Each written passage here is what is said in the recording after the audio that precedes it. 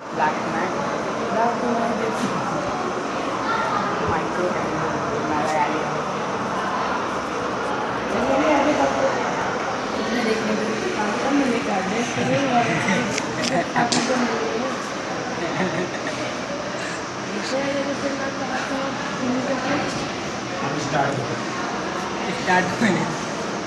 Today we will discuss about fundamental unit of life. So this is the first chapter of biology. First of all, we know about biology. What is biology? सबसे पहले क्या करेंगे, biology के बारे में जानेंगे। तो आपसे अगर पूछा जाए बायोलॉजी क्या है, तो बायोलॉजी जो है वो 2 वर्ड से मिलकर है, 2 Greek word. First is BIOS, second is logos.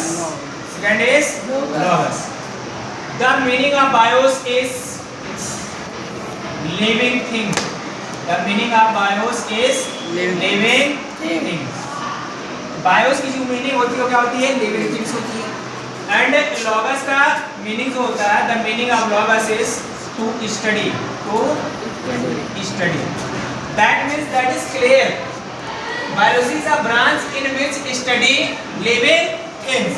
Biology क्या है, एक ऐसा ब्रांच है जिसके अंदर क्या करते हैं, लिविंग थिंग्स की स्टडी करते हैं। Biology is the branch in which study living things. ठीक है, इसकी स्टडी करते हैं, लिविंग थिंग्स करते हैं। Inside the biology we deal zoology. Biology के अंदर हम क्या पढ़ते हैं, जूलॉजी पढ़ते हैं और बॉटनी पढ़ते हैं। Next microbiology. There are 3 main topic of biology, or we can say that there are 3 main branch of the biology. First branch zoology, second botany, third microbiology. But there are many branch. लेकिन क्या है, इसमें बहुत सारे branch है। जो major branch होते हैं, मुख्य जो ब्रांच होते हैं वो क्या होते हैं, जूलॉजी, बॉटनी और microbiology. Inside the zoology we are studying animal. इसके अंदर हम किसका स्टडी करते हैं, एनिमल का स्टडी करते हैं। बॉटनी के अंदर का प्लांट्स का स्टडी करते हैं। और माइक्रोबायोलॉजी के अंदर माइक्रो ऑर्गेनिज्म का स्टडी करते हैं। किसका करते हैं, माइक्रो ऑर्गेनिजम्स का।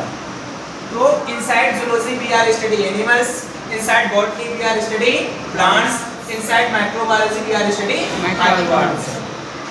Okay, so we are both on the chapter. हम लोग क्या करते हैं, चैप्टर पर चलते हैं। Okay, first of all we are read it.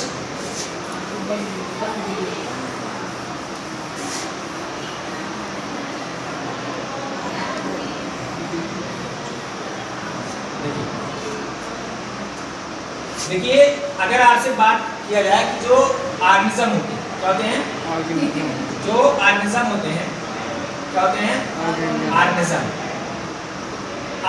जो होते हैं ये आपके क्या होते हैं, कई सेलों से मिलकर बने हुए हैं, है ना। क्योंकि जो सेल होता है वो कैसा होता है, माइक्रोस्कोपिक होता है। कैसा होता है, माइक्रोस्कोपिक होता है। माइक्रोस्कोपिक का मीनिंग क्या है, what is meaning of microscopic?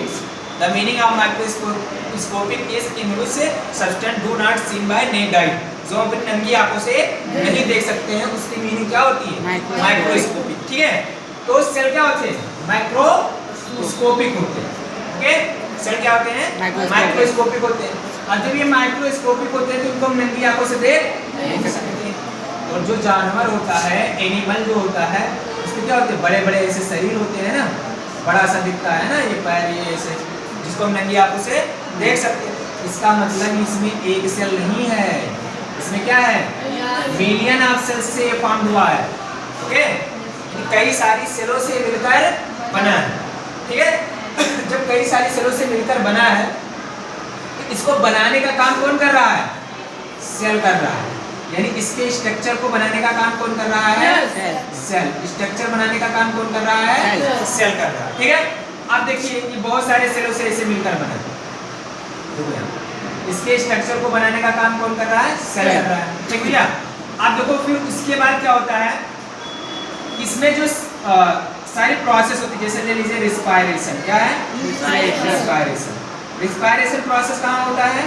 Inside the cell. Respiration process occurring inside the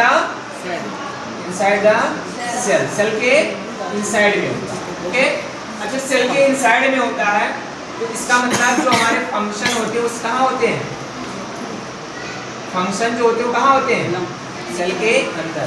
यानी हमारे शरीर में जितने भी फंक्शन होते हैं वो कहाँ होते हैं? सेल के अंदर। तो बात नंबर पहली यानी टॉप नंबर फर्स्ट, जो स्ट्रक्चर बनाने का काम करता है वो कौन करता है?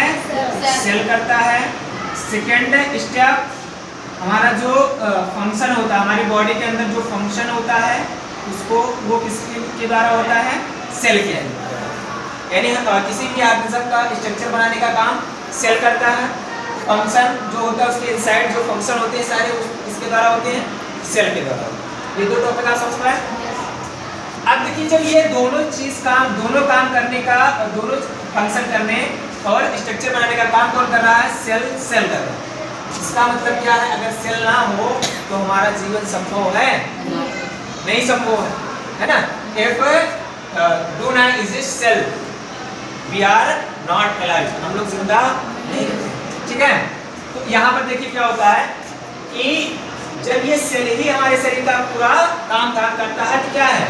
फंडामेंटल है, यानी फंडामेंटल यूनिट है। फंडामेंटल मतलब किसको बोला जाता है? जो हमारे आधार को बनाने का काम करता है। किसको काम करता है? आधार। जैसे जब हम लोग क्या थे, जैसे ये मम्मी है, ठीक, तो मान लीजिए क्या है? मम्मी, ठीक, और इधर ये कौन है? पापा। ठीक ठीक, इनका क्या होता है? ओवा, और इनका क्या होता है? स्पर्म। आपस में क्या हो जाते हैं? मिल जाते हैं। क्या बनाते हैं? Zygote. To make zygote. This zygote is called single cell. ये कैसा होता है? सिंगल सेल होता है। ठीक है, ऐसा होता है सिंगल सेल। ठीक है, अब ये सिंगल सेल है, ये मदर के यूट्रस में जाता है। Going to the uterus of mother. Mother के जब यूट्रस में जाता है तो ये यूट्रस में क्या होता है? ऐसे यूट्रस में जाता है और यूट्रस में जाने के बाद क्या करता है? इनके यूट्रस के आउटर वॉल से चिपक जाता है। ठीक है, अब ये बताओ अगर ये सिंगल सेल है तो कुछ समय बाद क्या होता है? जब ऑफस्प्रिंग बर्थ करता है, यानी ऑफस्प्रिंग की बर्थ होती है, यानी न्यू बेबी जब जन्म लेता है तो उसमें क्या होता है? इतना बड़ा होता है। और सेल क्या होती है? हमको नंगी आंखों से नहीं दिखती है। इसका मतलब सेल की संख्या क्या हो रही है? बढ़ रही है। बढ़ी है तभी तो इतना बड़ा हुआ है। जैसे हम लोग पैदा हुए थे तो कितने बड़े थे? इतने बड़े थे। आज कितने बड़े हो गए? इतने बड़े हो गए। इसका मतलब क्या है? नंबर ऑफ सेल्स इंक्रीज कर रही है ना, नंबर ऑफ सेल्स इंक्रीज कर रही है। जब नंबर ऑफ सेल्स इंक्रीज कर रही है इसका मतलब हमारे स्ट्रक्चर बनाने को काम कौन कर रही है? सेल। कौन कर रही है? मिलियन नंबर ऑफ सेल्स हमारे शरीर में इस समय प्रेजेंट है। इसका मतलब क्या है? Fundamental unit of life. Cell क्या है? Cell is the fundamental unit of life. तो हम क्या कह सकते हैं? सेल हमारे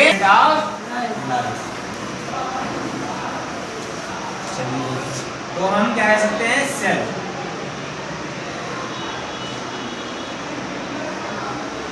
सेल इज द